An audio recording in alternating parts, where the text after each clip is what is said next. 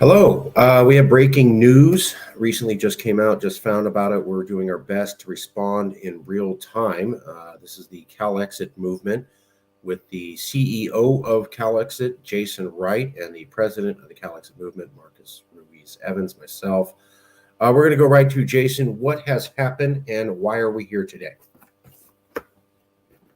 Well, some huge development in the world of self-determination. Some people may be familiar with a little place on the map that used to be part of eastern Ukraine called the Donetsk People's Republic. Also, just to the north of them is what is known as the Luhansk People's Republic. Both of those places held their own votes to no longer be part of Ukraine, to no longer be in, I guess we could use our own terms, say, in an abusive relationship with Ukraine. They held these votes some years ago, roughly 8 years or so. Now, while they held their vote and the people voted, we don't want to be part of these people, part of those people. We are our own people. And this land that we are on is our own land. While they held that vote and it was successful, they have been bombarded by artillery. They have been assaulted with insurgent tactics and military personnel for roughly 8 years. Today's huge development is that the president of one of the most powerful countries in the world, President or Premier Vladimir Putin, has officially recognized in a statement, an announcement, recognized the sovereignty of the DPR and the LPR. This means that the people of Donetsk and the people of Luhansk now have official recognition from one of the UN Security Council nations that they are their own people and their own country. This is huge. And let me just say briefly, as the head of Calexit, as the democratically elected CEO of the Calexit movement, we congratulate you, sincerely. So today, Vladimir Putin issued a speech, I believe, to his parliament or something like that, a Security Council group, and he said that he was going to recognize the independence of Luhansk and Donetsk, as he had done with South Ossetia and a few other countries. This was condemned as him doing it unilaterally, which he did do. At the same time, though, America did that unilaterally with Kosovo. So I found a lot of the critiques of Vladimir Putin to be accurate and completely tone deaf, because none of them in any of their criticism of Putin said, well, where did Putin get that idea from? America. America recognized Kosovo first, broke 100 years of tradition of international law, and then Russia started doing it. So none of that's being brought up by anyone in the news at all. They're not going, wow, what a horrible idea Putin did this. Where did he get the idea? Who showed him he could do it? Who showed him he could get away with him violating norms of international law? Well, it was America with Kosovo, not mentioned at all. And yet when you look at foreign policy scholars, they're very aware of Kosovo and America's relation to that and what that did to the order of recognizing nations. One of my favorite one is Bridget Coggins, the professor out here in California, who wrote the definitive book on national recognition, or how states become nations. And she straight up said, there is a precedent with international law, but basically superpowers ignore it and do whatever they want. And the chief model is America with Kosovo. So if anybody is upset at Russia for what they did, I would ask them to look at what America did with Kosovo. And then I would ask them to ask themselves, where were you this whole time? Were you criticizing that decision? Were you letting people know this was bad? Were you condemning the United States for destroying an ordered system built up over 100 years of agreements? Or did you say absolutely nothing and now you're concerned? If that's the case, you're a total hypocrite and you really shouldn't be involved in the discussion. Again, not trying to stand up for Russia's the good guy, America's the bad guy, but this is more like, as Winston Churchill said when he was Prime Minister of England, people have friends, nations don't have friends, they have interests. And so America is not always the good guy doing the democratic thing and holding up the international norms. It typically violates those norms first, shocking everybody. And then other powers say basically, well, if you can do it, so can I. Whereas they wouldn't have done that if America never did that, because they weren't bold enough to just straight up unilaterally violate those international norms. So to anybody who's upset, I get it. But where were you with America on Kosovo? And if you have any questions about that, please read the book by Bridget Coggins, Recognition of Nations. In fact, let me show you that real quick just so that you can all read the book. And then you can tell Professor Coggins that she doesn't know what she's talking about. Power Politics and State Formation in the 20th Century, The Dynamics of Recognition by Professor Bridget Coggins. Came out in 2014. This is on the Cambridge University, well-respected university website. So Power Politics and State Formation in the 20th Century, The Dynamics of Recognition by Professor Bridget Coggins is the foremost expert on the topic, and the book that really explains how this actually works in real life. And she spends most of her time talking about how America violated international norms with Kosovo. So before you come arguing to us, go ahead and tell that professor that she doesn't know what she's talking about first, and we'll go from there. Sound good? Mm-hmm. Yeah, I'm just saying, I know people are going to criticize, and I'm like, know what you're talking about before you open up that mouth. That's yeah, well, and so as Calexit's kind of, recognized authority on international law when it comes to self-determination, I would point to Taiwan,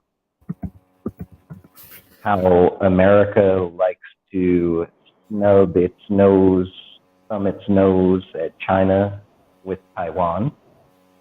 But if you're aware of the situation with the Taiwanese government and the American government,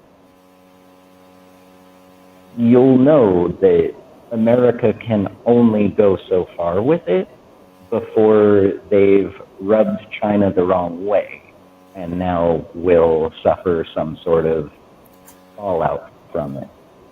America does not invite the Taiwanese government to partake in things. Rather, they invite the Chinese government to partake in things. America is very heavily reliant, what you were saying about interest, right? America is very heavily reliant on Chinese goods and production and shipping. Now, in the case of United Nations Entrance Charter, Article 5, where it spells out the fundamental human right of self-determination,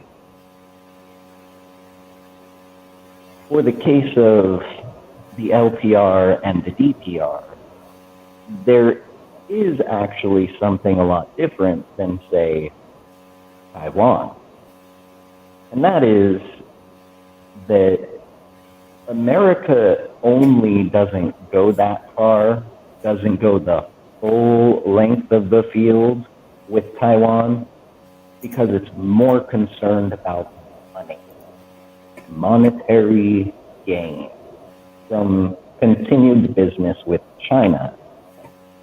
Now, Taiwan's supposed to be an ally, a friend, a strategic partner to have in the Pacific or whatever. But really, they don't go through the whole measure. They take a half measure. That's because they care more about the money than they do about people and the right to freedom, the right to self-determination, the right to choose one's own system of governance. In the case of the DPR and the LPR,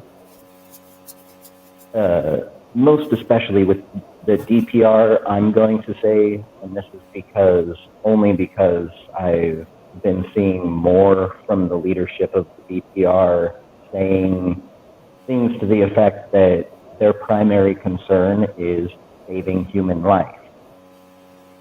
What if things are destroyed here once, the elderly and the children and the disabled flee to safety? Well, we'll rebuild.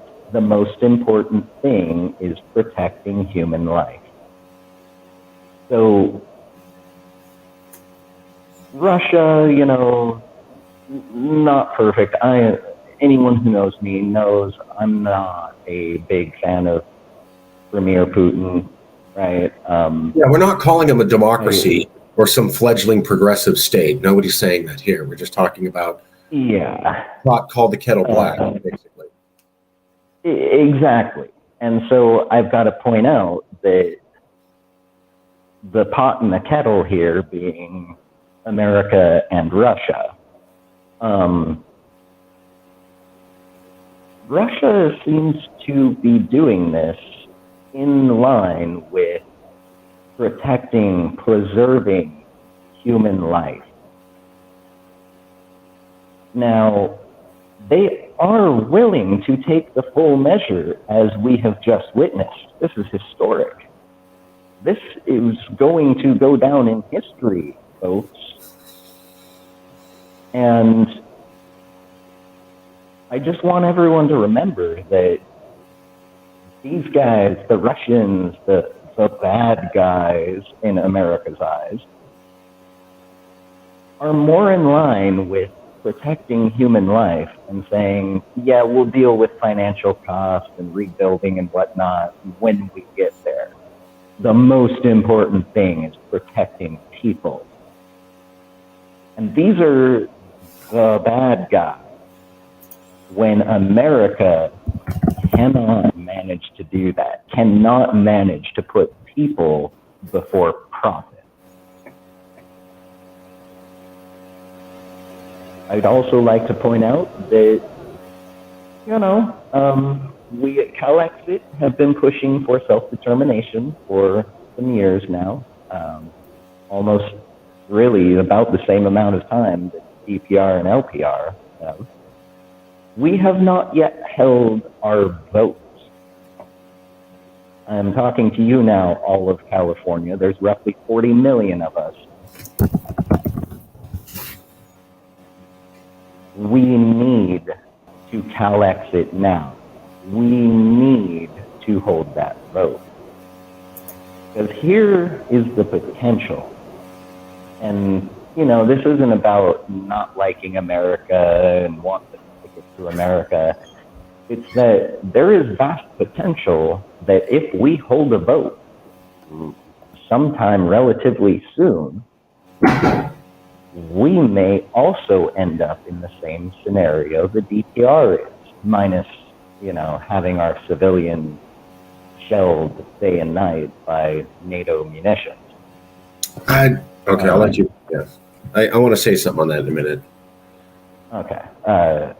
So, in theory, right now, Putin says, "Hey, we recognize these people." And America immediately comes back with, okay, sanctions. Now, those sanctions are really just going to hurt America and Ukraine and, potentially the people of these two small independent countries. It's not really going to hurt Russia, especially not when one of their biggest trade partners is China, who, again, is also one of America's largest trade partners.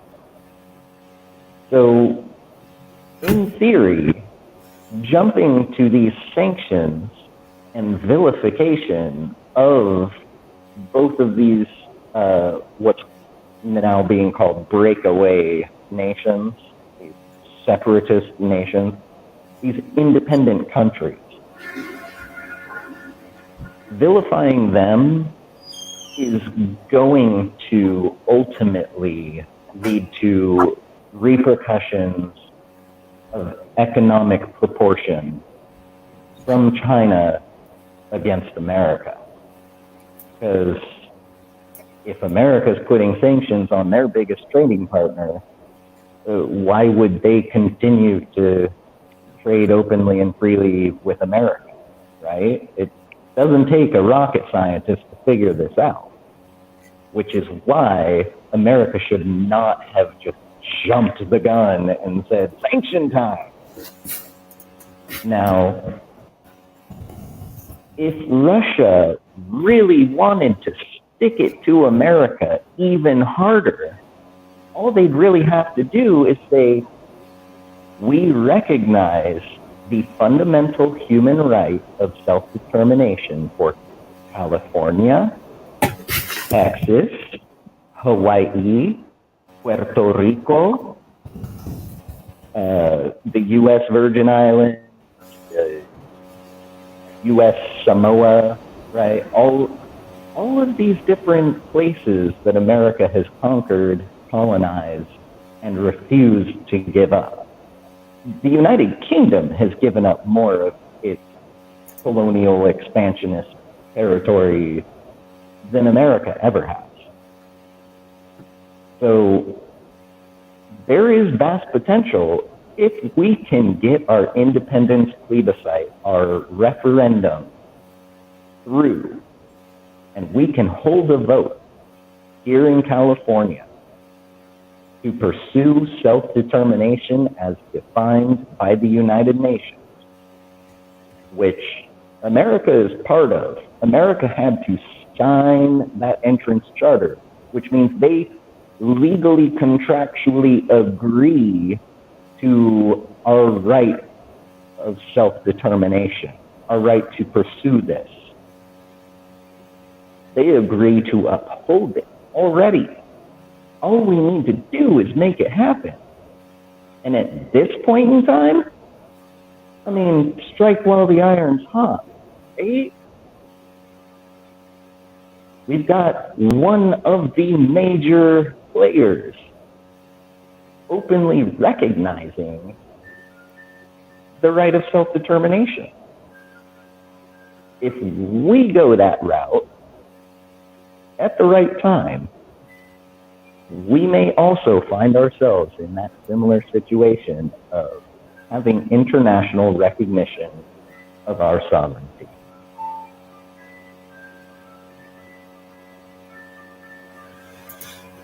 Wow. Okay. Yeah, there's a lot there. America did sign a treaty, as we talked about on another show, with the United Nations recognizing self-determination. Treaty law supersedes all domestic laws we've covered. So that means the treaty recognizing self-determination supersedes anything internally America may say under any legal mechanism or body. I do want to say that we are not pursuing independence the same way the Donetsk Republic and Luhansk is. Nobody's getting their guns. Nobody's talking about armed rebellion. Nobody's working for an foreign army to come in. There's no threat of violence, and we are specifically looking at elections and legal processes peacefully. I just need to make sure that's very clear. In no way are we saying that. The other thing about Ukraine is people say it's a fledgling democracy, and perhaps that's true. And then they say, well, the Donbass and Luhansk elections weren't legitimate because they were kind of thrown together quickly, and so they don't matter. And they said the same thing about Crimea. But here's the thing. When you look into the election that overthrew the president, I think during the Euromaidan protests, and set into democracy, that too was not legitimate. In fact, Victoria Nuland, who I believe is one of the top State Department officials in America, was caught on a hot mic admitting that. And international recognition observers, international voting observers recognized that the way that, even if you want a guy out, you quickly go, hey, everybody, we're holding a vote today. He's out and we're doing this. That's not the way that it works. That's not the way that the law worked. And so they threw together this quick election and threw the guy out. And then America said, okay, here's the new guy and he's in charge. That was not done legally under international law, nor was it done under the way that the system in the Ukraine had it. And you had senior State Department officials from America recognizing that and saying, screw it, let's move forward. So when we're talking about the legitimacy of elections, I think it's important to recognize that the Ukrainian government started off as illegitimate. Nobody wants to hear that. It's not a popular thing, but you can't go around saying your vote's not fair, even though I ran my vote the exact same way. Snap to. Doesn't work that way. So if you want to go, your vote's not fair, it violated the law, then this is my same thing with like Russia and China's. Be honest.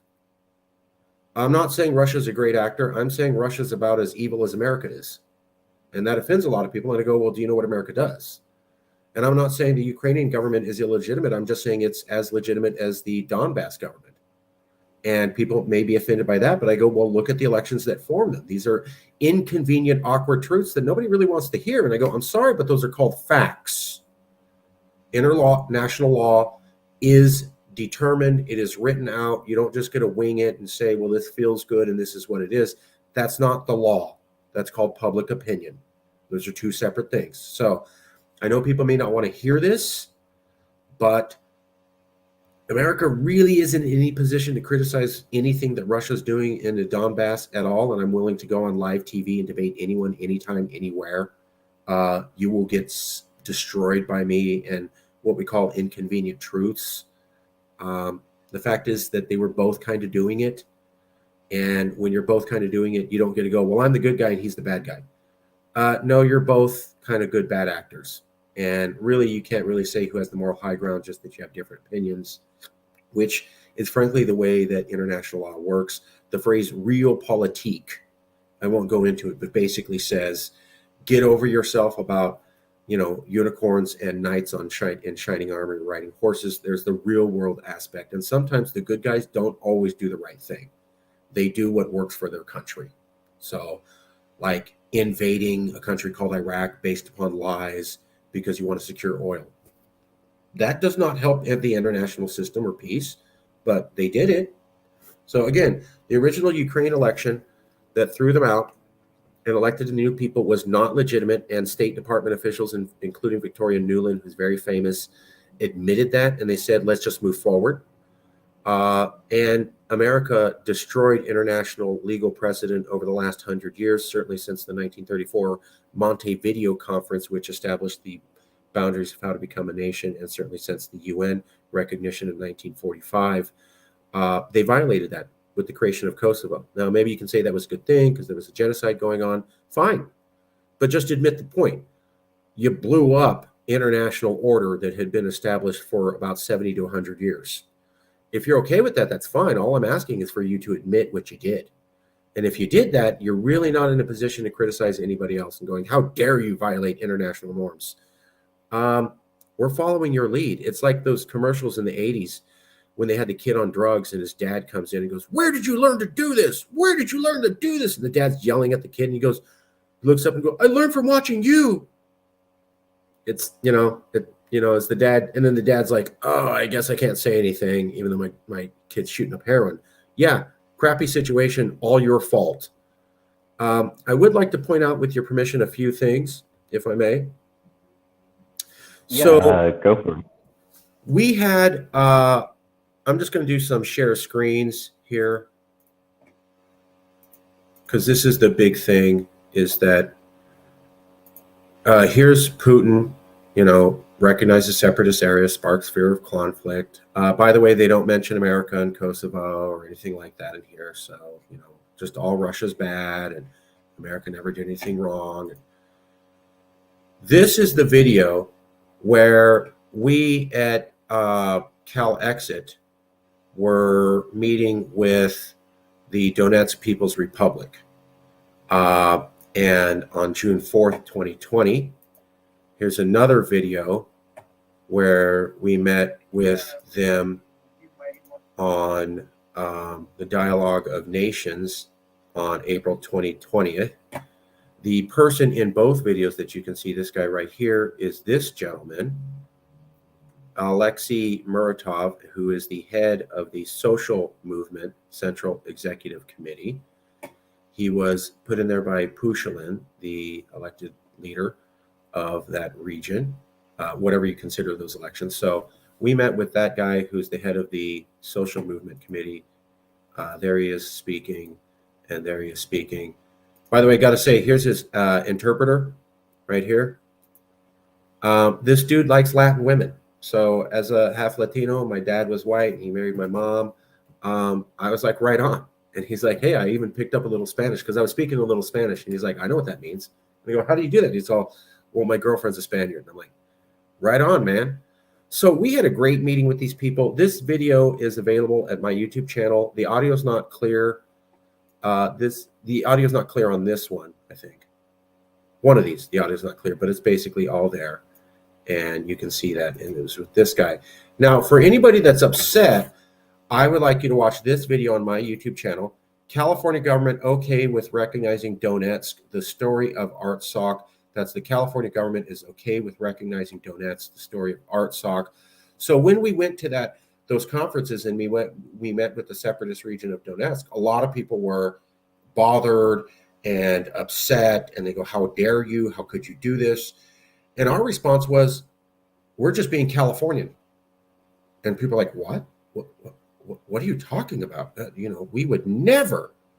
And I'm like, well, actually you would. So if I may just point this out, we had said this about a year ago. We were inspired by California officials with their actions and inactions with Artsakh to believe that it would be okay for the Calexit movement to conference in Donetsk. After the foreign minister of Artsakh said they were going to recognize Donetsk and dialogue with them in May 2019, as we talked about and is talked about in Bridget Coggin's book. Recognition of a nation is the key to becoming a nation. So when any nation says, I see you, I'm going to talk with you, I'll have a meeting with you, I'll travel to your country and hold a meeting, or like they were talking about here, let's have a joint soccer game, even if they're not signing military treaties or trade agreements, that's recognition. It's basically how people say, well, we need one piece of mail showing you got an electric bill from your apartment to prove that you're there. We don't need to videotape you coming out of your house. It's because the pieces of mail basically recognize you as living in that place. So when any country says, we see you, we'll meet with you, they name you at all, they meet at all, they do anything with you, that's recognition. So the Republic of Artsakh recognized Donetsk. And two California officials showed continued support for Artsakh afterwards, which means recognizing Donetsk isn't that bad. And the key thing here is this is while the American federal government is criticizing Russia in Donetsk. You have the California government saying, oh, Artsakh, did you recognize Donetsk? That's totally cool. We're still cool with you. And we'll say absolutely nothing at all to criticize you for doing that. And no one said, hey, because Artsakh recognized Donetsk, let's pull California's recognition of Artsakh.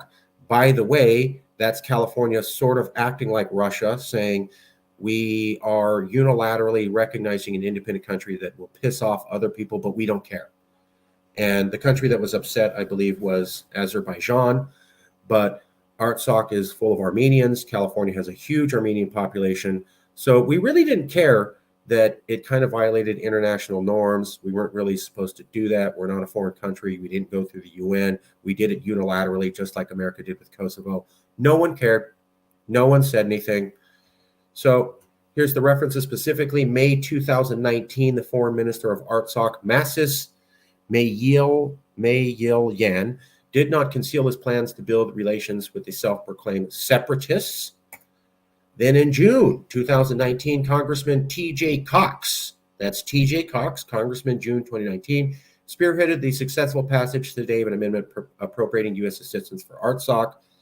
Then we have November 10th, 2019, Anthony Portantino. I would like to say California stands with ARTSOC. Now, these two things came roughly around the same time or after ARTSOC said, we're going to recognize Donetsk. You have California officials, two of them elected to office, saying, we're still cool with that. No problem here. Additionally, California unilaterally recognized ARTSOC twice in May 2014 with the measure recognizing ARTSOC's independence. And then they also passed another resolution in August 2014 recognizing the Republic of Nagorno-Karabakh as a sovereign state. So that's California absolutely doing what Russia did. We unilaterally recognize them because we think it's the right move. And they just did that. Now, and then here's ARTSOC saying, thanks, California, for the recognition. By the way, I'm going to recognize Donetsk, who your federal government says is horrible and bad and evil and wicked, but I'm going to do that anyways. Nobody, including these two people, says anything. They don't condemn that. No criticism. They can't even tweet, hey, please don't recognize Donetsk. That's not cool. And especially, here's the thing, the California government says absolutely nothing about how, wow, we recognized you, and the first thing you did was recognize this evil, horrible, wicked breakaway republic, and we want to take back our recognition or censure. There's a thing called a joint House resolution where the legislature in California can issue a statement, not legally binding, where they condemn things. That's not cool. We don't like that. They didn't do anything of the kind. So what we came to the conclusion was maybe America has a problem with Donetsk, but the California government doesn't, and California elected officials don't. And when we went and met with the Donetsk People's Republic person who does the social committee research, we did an interview, I believe, with the Washington Times. And they were trying to slam us for what we were doing. And I just walked him through everything I just said to you, sent him all the references, and he printed none of it and didn't condemn us. So reporter calls, hey, I'm going to condemn you for going to this thing. Fine. Here's my exact answer. By the way, I'm going to email you the citations to everything. When you condemn me, make sure you point out why I did it. Based upon these hard sources here, I emailed it to you. Suddenly, that condemnation was completely cut from the article. Why did that happen? Why would somebody be so certain to condemn and then completely back off from the point all the way? Why has nobody apologized for this? Why has the California government not come out and said that was bad? Why didn't they even condemn ARTSOC for doing that? International recognition is how these things become legitimate. The articles criticizing Putin are saying he did a bad thing because Russia alone recognized these nations. Well, California alone recognized these nations, and when ARTSOC alone recognized Donetsk, it was helping Donetsk become legitimate. So ARTSOC, through California, recognizing it as an independent country, bolstered Russia's unilateral action. I want to repeat that. California, by recognizing ARTSOC and doing nothing to condemn them, and ARTSOC recognizing Donetsk, bolstered Russia's position on unilateral recognition of Donetsk.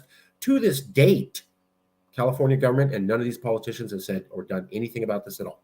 So if you want to criticize us, that's fine. But first, I need you to go to Professor Bridget Coggins and tell her that she's wrong and doesn't know what she's talking about. She's the preeminent expert on the planet. And then I need you to go to the California government and get them to apologize and back down on everything they said. And you need to do all of that first before you come after us, or you yourself are a hypocrite. Just want to make sure that's clear. We provided the citations to everything. You can see it there. We were proud to go to that meeting. And we didn't say anything other than people have the right to peacefully secede. In fact, I remember talking with them and being insistent on, we're not supporting get your guns or fighting. We're talking about votes and legal secession. And that's the only thing we're interested in here in California. And that's the only thing that we will support in your area. So I know the audio is not clear, but that is what we said. And that's the only thing that we said. Jason, back to you.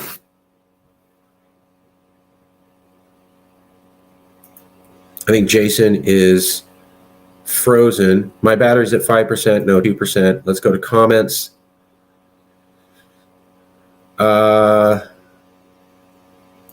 Jason will be back in a second. Let's go to a few comments. If you type in comments, we'll try to cover the best we can. DC only needs a bad guy like Russia because to try to hold power and the money to keep the states aligned under their control, in my opinion and view. Russia is not perfect, but Russia is made up of many republicans in the Federation of Russia. These republics are like native reservations here in America that have representation in Moscow. The problem with divided states of America is manifest destiny. It's very evil, like communism. USA is an evil empire. People deny it's an empire, but empire is a true fact of history, like Rome. And amen, peaceful separation is the only way. I just want to be clear. Jason will be back in a second. We only support peaceful separation using the legal process. And that's the only kind of thing we talk about with anybody, and that's the only kind of thing that we encourage with them.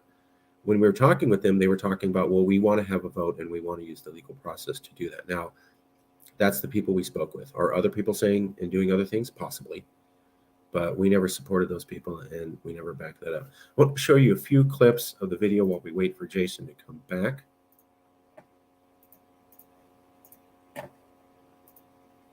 So this was the main discussion here. Let me see if I can make that bigger.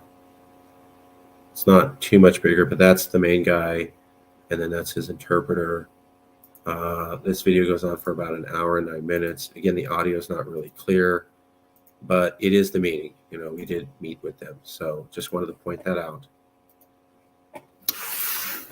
Give me 1 second to see what happened to Jason.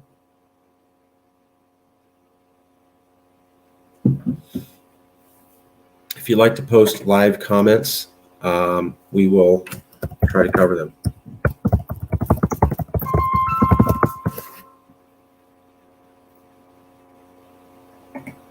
Okay, so I think we covered everything. Here's why we went to the meeting. We were inspired by the California government. Here's a review of some of the facts. And so we think it's a good company to be aligned with the California government on some of the decisions that they make. And okay. And again, Russia recognized Donetsk, just like America recognized Kosovo. If anybody has a problem with that, let me show you the book.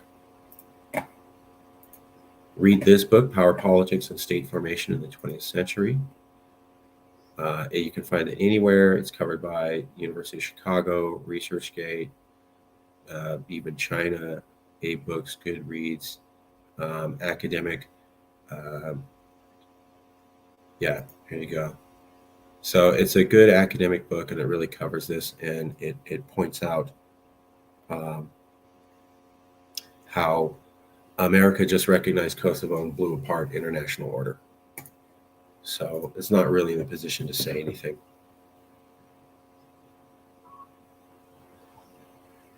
Okay.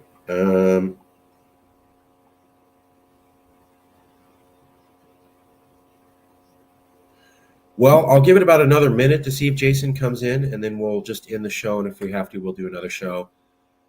Did want to point out that we met with the people there. We supported peaceful separation using the legal network. We still do that. These were high-level people there, and we did that based upon the actions of the California government.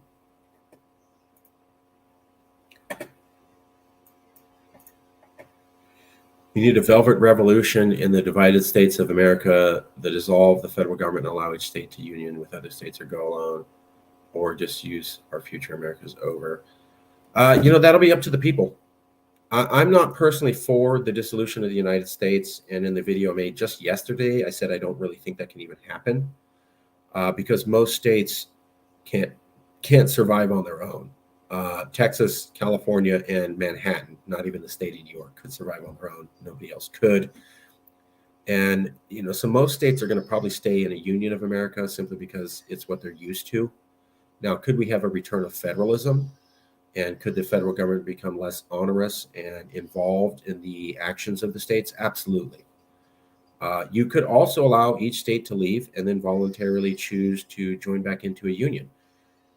If we recall, the Federation of States, I believe, was the Articles of Federation, came before the Constitution. So America tried a union of states, and it didn't work. And then they tried a second union of states, which the states also joined, and that's what we have as America today. So let me see. Let me see if I can get a hold of Jason. If not, I'm going to end the stream, and we'll go from there.